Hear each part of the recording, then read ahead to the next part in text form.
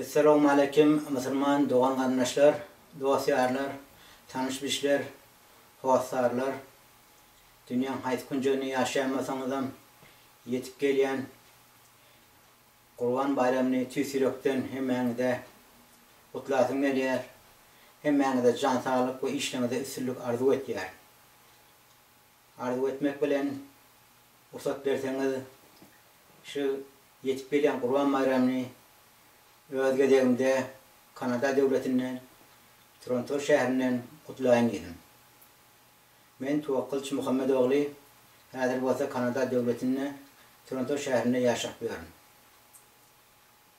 Tutyan toylarımız hemmesi kutlu olsun.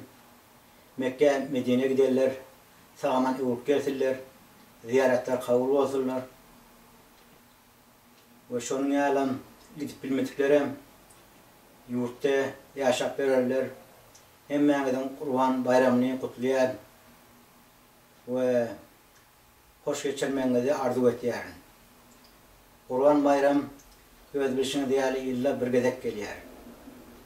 Onun anlatını seyretsen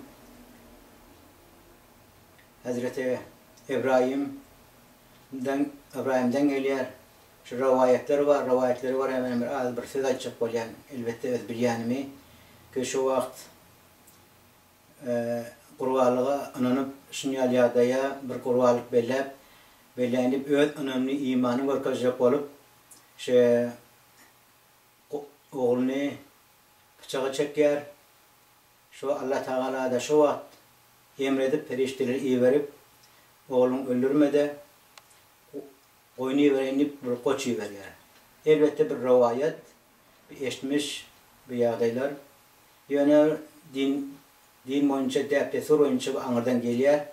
Elbette bir lokon bir kavuzat, birine barışmak, gelişmek, öykü kinen ayırmak. Nayçık balyanlardım en çemirli münazal ve tecrübem var. Şu Türkmenin arasında uruş oluyor, sevuş oluyor, öğrelerine kine oluyor. Şu kine de uçta sevuşta şu birey katnaşlar yani oban ya şehrin ya da öz komşuların zatlarının yaşlılarına yaşıl ayal olsun ya erkek olsun tavat yok. Başka komşular aytıyor gel falanini yarıştıraylar ki öykü kineler kalsın yer.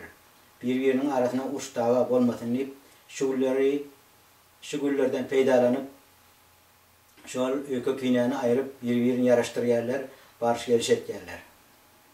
O zaman her kimim öz yadına göre kim olsa tavuğu öldürüyor, kim olsa horoz öldürüyor, kim olsa koyun öldürüyor, kim olsa düğü öldürüyor, kim olsa sığır öldürüyor, kim olsa üleğe giriyor.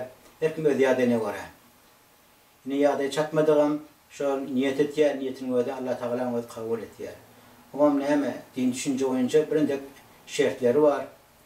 Men kabir şertlerin bile oturmak, onu aydarıyali sebebi özünüz avulyanırsanız herhalde bilip aytsan kabul, bilmen aytsan o geçki ziyadayı var yani. Ne falanca diye kızıl olmalı, falanca diye falanı olmalı, falanıya düşüyor diye, falanıya düşmüyor diye o yadaylar, çırşımlı yadaylar var.